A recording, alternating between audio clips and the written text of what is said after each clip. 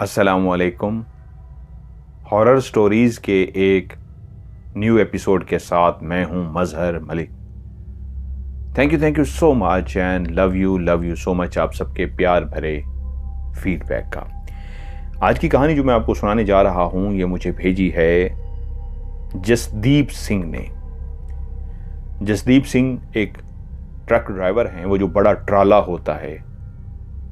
वो कहते हैं, जब से आपकी कहानियों का सिलसिला शुरू हुआ है मैं आपकी कहानियों का ना सिर्फ फ़ैन हूं बल्कि कह लीजिए सबसे बड़ा फ़ैन हूं। आपकी कहानी को 5-5, 6-6, 7-7 दफ़ा सुनता हूं। उसकी वजह यह है कि जब हम कैलिफोर्निया से न्यूयॉर्क के लिए रवाना होते हैं तो ये बहुत लंबा रास्ता होता है, कई दिनों पर मुश्तमिल होता है। 4, 5, 6, 7 दिन मुख्तलिफ के रुकना है, क्या करना है। जब ये 5-6 दिन का सफ़र होता है तो उसमें जब हम वीरानों से गुजर रहे होते हैं, जंगलों से, पहाड़ों से, दरख्तों के बीच में से रात का सफ़र कर रहे होते हैं, तो सबसे बेहतरीन वक्त गुजारने के लिए आपकी कहानी होती है जो कानों में हेडफोन लगा के इस अंदाज में मैं सुनता रहता हूं कि सफ़र का पता ही नहीं लगता। कुछ लोग गाने सुनते हैं, कुछ लोग मुख्तलिफ तरीके से अपने आप को जगाने की कि नींद ना आए, हम जागते रहें। लेकिन आपकी कहानी को बहुत ज़्यादा लोग सुन के, मैं सुनता हूँ फीडबैक, उनको नींद आ जाती है। लेकिन मैं जब भी आपकी कहानी को सुनता हूँ तो मेरा सफ़र बेहतरीन गुजरता है। हाँ, आपकी कहानी से पहले जंगलों में, वीरानों में, ऐसी जगहों पर जाते हुए थोड़ा सा डर ज़रूर लगता था, हम भी इंसान हैं। लेकिन जब से आपकी कहानियाँ सुनी हैं, आपके प्रोग्राम देखे हैं, खौफ ख़त्म हो गया है। और उन्होंने कहा ये आपकी वजह से हुआ है। ये जो ट्रक की ज़िंदगी है ये इस तरह की होती है कि इस ट्रक के अंदर ट्राला जो बड़ा सा होता है, जिसके पीछे कंटेनर टाइप बड़ा सा कंटेनर होता है, इसके पीछे एक बिस्तर सा लगा होता है। इसके अंदर बाकायदा टीवी भी लगी होती है।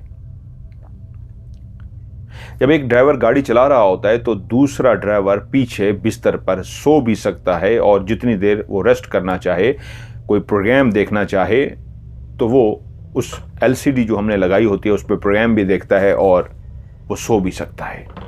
जब एक ड्राइवर थक जाता है तो वो गाड़ी कहीं रोक के दूसरे ड्राइवर को कहता है आगे आ जाओ। वो फिर ड्राइविंग सीट संभाल लेता है और वो ड्राइवर जो थक चुका होता है फिर वो पीछे जाके आराम करता है, कमर सीधी करता है। इसी वजह से आपकी कहानियां हम कभी LCD पे, उन्होंने मुझे तस्वीर भी भेजी है कि ये देखिए LCD जिसके ऊपर हम आपकी कहानी इस तरह लगा के सुनते हैं। कानों में भी हेडफोन लगे होते हैं और सामने आपको देखने में भी मज़ा आता है, सुनते हैं। मेरे एक बॉस है, बहुत अच्छा उनके साथ याराना है, दोस्ती है। तो उनके यहाँ एक दोस्त आए हुए थे और उसी वक्त हम भी पहुंचे तो उनके दोस्त भी वहां पे पहुंचे और हम लोग भी काफ़ी थके हुए थे। बॉस से बात करनी थी इसलिए बैठ गए। तो उनके दोस्त ने बातें करते करते एक वाकया उनको ऐसा सुनाया कि हमने इजाज़त बाकायदा ली उनसे कि वाकया जो हम सुनने जा रहे हैं ये तो खौफनाक है, तो क्या हम इसको कहानी की सूरत में किसी को भेज सकते हैं। उन्होंने कहा हाँ कोई मसला नहीं। और यूं वो वाकया, सच्चा खौफनाक वाकया आज मैं आपके साथ शेयर करने जा रहा हूं। उन्होंने कहा फर्जी कोई भी नाम का लीजिएगा। तो एक अमेरिका की कहानी है, जो जिस शख्स की कहानी है वो एक अंग्रेज़ था, इसलिए उसका नाम केवन रख देते हैं। इस कंट्री के अंदर रहने वाले इंसान की ख्वाहिश होती है कि उसके पास एक ज़बरदस्त सा घर हो, ज़बरदस्त सी गाड़ी हो, बीवी बच्चे, तो हर इंसान की ख्वाहिश होती है। लेकिन लाइफस्टाइल ऐसा हो कि ज़रूरियात ज़िंदगी की तमाम चीज़ें मौजूद हों, तो यहाँ पे एक बेहतरीन ज़िंदगी समझी जाती है। केवन भी एक ऐसी ज़िंदगी गुजार रहा था जहाँ वो सब कुछ हासिल कर चुका था। उसके 2 बच्चे, बड़ा बेटा और छोटी बेटी थी।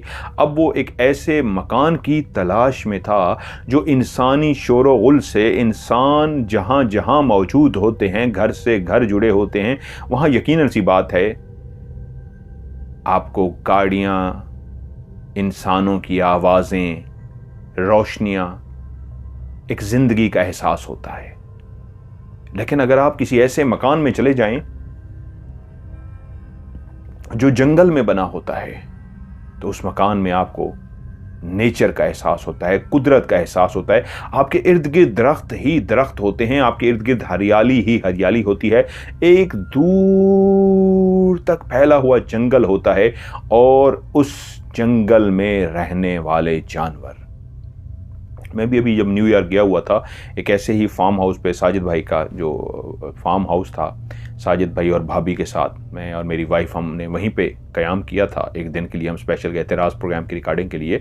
तो उनका कोई 20-21 एकड़ के ऊपर जंगल जो था वो साजिद भाई का था, और सिर्फ दरमियान में एक बहुत बड़ा सा घर जिसके इर्द गिर्द सब्जा ही सब्जा था, और फिर उसके चारों तरफ जंगल ही जंगल था। जितनी दूर आप चले जाएंगे जंगल ही जंगल आता है।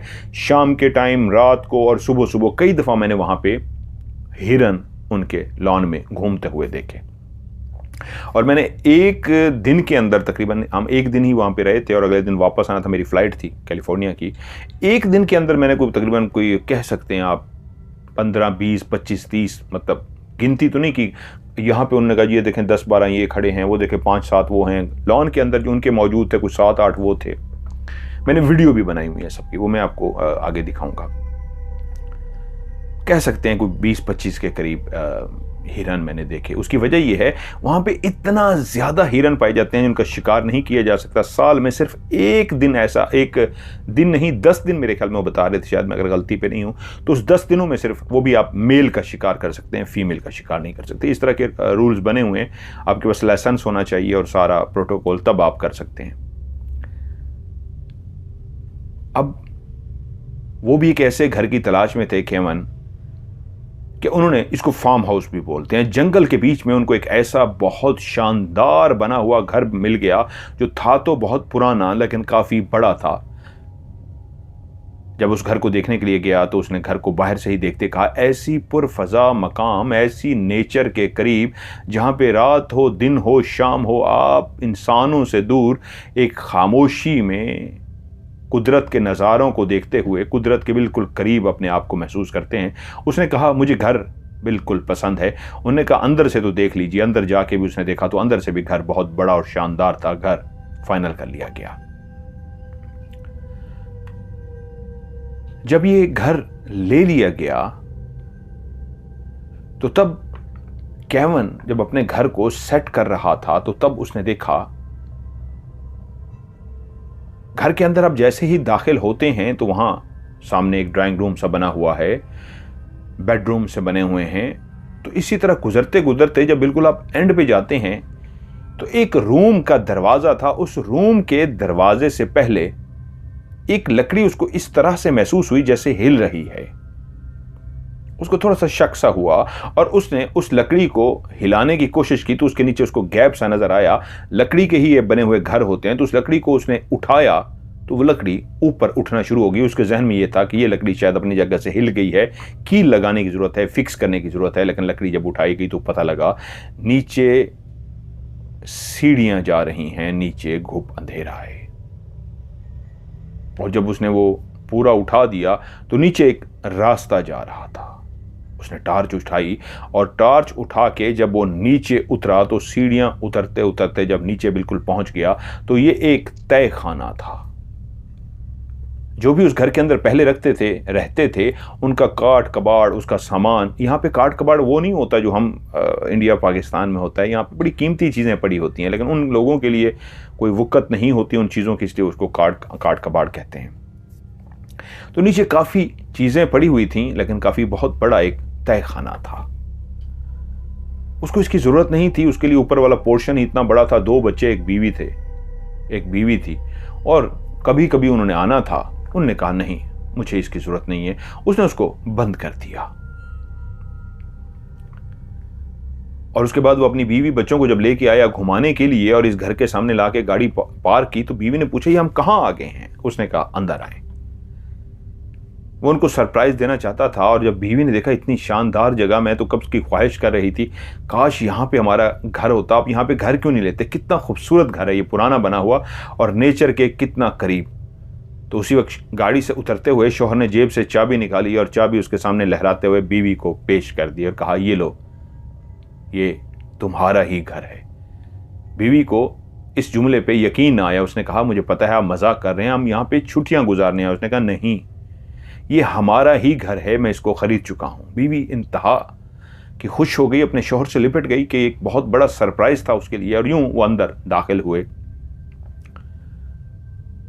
घर अंदर से देखा गया और बीवी ने फिर उस घर को सेट करना शुरू किया। तय खाने की तरफ उसने भी बच्चों और बीवी को नहीं बताया कि जब वो काट कबाड़ है, उसकी जरूरत भी नहीं है तो वहां पे क्या जाना। यूं घर उन्हें बेहतरीन तरीके से सेट कर दिया। अब तय हुआ कि जब जब छुट्टियां हुआ करेंगी कि हम शहर के शोरो गुल से दूर इसी जगह पे हम पहुंच जाया करेंगे। यूं जब भी उनको छुट्टियां होती उस घर में रहने के लिए आते। उसको शिकार का शौक था, शिकार के लिए बंदूक और ऐसा साजो सामान भी उसने रखा हुआ था। अक्सर केवन अकेला जंगल में शिकार के लिए भी निकल जाता। मैंने जो आपको बताया है, अब का जो कानून है कि 10 दिन जो एक खास आते हैं जिसमें शिकार का है, ये जिस वक्त की कहानी है मुझे नहीं पता उस वक्त क्या कानून था या क्या नहीं, या उस कानून से पहले की बात है ये। केवन अक्सर शिकार करता और यूं उसकी एक बहुत बड़ी जिंदगी की ख्वाहिश पूरी हो जाती कि एक पुरफजा मकान के अंदर ना सिर्फ वो रह रहे थे, उनका घर था, अक्सर वहां पे शिकार भी करता। इसी तरह एक दफा उनको छुट्टियां हुई और वो लोग अपने उसी घर के अंदर दाखिल हुए। लेकिन इस दफा लगता था कि मौसम बहुत ज्यादा बारिशों का था, ये सीजन ही बारिशों का चल रहा था। एक रात वह उन्होंने वहीं पे गुजारी। अगला दिन सारा केवन अपने घर पे ही रहा। सारा दिन बादल ऊपर छाए रहे, कभी कभी बारिश होती रुक जाती, कभी कभी बारिश होती रुक जाती, हल्की फुल्की ही बारिश चल रही थी। जब शाम हुई तो केवन ने कहा, मैं शिकार पर जा रहा हूं। उसने टॉर्च उठाई, बैग पीछे लटकाया, बंदूक लटकाई और अपने उसी जंगल के अंदर शिकार के लिए निकल पड़ा। रास्ते के लिए उसने ऐसे गैजेट्स रखे हुए थे जिससे आपको जेब से निकाल के पता लग जाता है कि आप किस सिमत जा रहे हैं, वापस किस सिमत आना है, उसी से ही अंदाजा हो सकता है। वरना तो घना जंगल इतना होता है कि आप वापस नहीं आ सकते। मैं तो रात को राज की प्रोग्राम की रिकॉर्डिंग करते हुए डर गया था कि ज्यादा आगे गए तो रास्ता ना भूल जाएं। वो इस तरह चलता चलता जब आगे की तरफ बढ़ रहा था तो एकदम से तेज बारिश शुरू हो गई। जो पहले ही बादल जोर जोर से गरज रहे थे, दिन सारा बादल छाए रहे थे, हल्की हल्की बूंदाबांदी होती रही थी, लेकिन रात के उस पहर जब वो शाम को वो निकला तो बेइंतहा तेज बारिश होना शुरू हो गई। अब उसने सोचा कि इस बारिश में मैं क्या शिकार करूंगा। मेरे ख्याल में अब मुझे घर की तरफ जाना चाहिए क्योंकि बारिश बहुत तेज हो गई थी, बादल गड़गड़ा रहे थे, गरज रहे थे और बिजली चमकती तो वो पूरा जंगल जो अंधेरे में डूबा हुआ था वो जगमगा उठता उस आसमान की बिजली से। लेकिन उसके साथ एक कड़ा करके एक आवाज भी आती, बादल के गरजने की, बिजली के चमकने के साथ एक आवाज भी आती। उसने कहा, लगता नहीं कि इतनी तेज बारिश के अंदर मैं कोई शिकार कर पाऊंगा या कोई जानवर इस वक्त मेरे सामने आएगा। बेहतर है मुझे वापसी की तरफ जाना चाहिए। उसी टॉर्च को जिससे वो अपना रास्ता देख रहा था, वो भीग चुका था, इर्द गिर्द देख रहा था, वो मुड़ने ही लगा। उसकी टॉर्च एकदम से सामने गई तो उसको नजर आया कि सामने कुछ नजर सा आया है। वो चौंका और टॉर्च की रोशनी में उधर देखना शुरू हो गया और फिर आहिस्ता आहिस्ता उसी तरफ आगे बढ़ना शुरू हो गया। जब वो आगे पहुंचा तो उसने देखा एक इंतहाई खौफनाक मंजर उसकी आंखों के सामने था। एक औरत जिसने बहुत छोटे से कपड़े पहन रखे थे, ब्लैक कलर की, उसने छोटी सी ना होने की, यहां जिस तरह गोरियां पहनती हैं, एक छोटी सी अपने जिस्म को ढांपने के लिए ऊपर उसने पहन रखी थी और नीचे एक छोटी सी शॉर्ट्स पहन रखी थी। और वो यूं जो लकड़ियां काटने के लिए एक लकड़ी का गोल सा पीस होता है जिस पे अमूमन वो लकड़ियां रख के कुल्हाड़े से लकड़ियां काटते हैं, तो उसके ऊपर उन्होंने लकड़ियों की बजाय उस औरत को इस अंदाज में बिठाया हुआ था कि उसको समझने में देर ना लगी कि वो जो सामने शख्स खड़ा है जिसके हाथ में कुल्हाड़ा है और औरत इंतहाई आराम से उस लकड़ी वाले गोल सा जो पीस था उसके ऊपर गर्दन रख के इस तरह बैठी है जैसे तैयार हो, मुझे बचाने वाला तो इस जंगल में कोई आ नहीं सकता। वैसे भी वो चीखे भी तो इतनी बारिश में, इतनी तेज होती बारिश में, गरजती बादलों की आवाज में कौन उसकी मदद के लिए आएगा। इसलिए वो बेयकीनी का सा शिकार थी और उसको जिंदगी की कोई उम्मीद नहीं थी। इसलिए वो उसने अपना सर भी उसी लकड़ी के टुकड़े पर रख दिया था।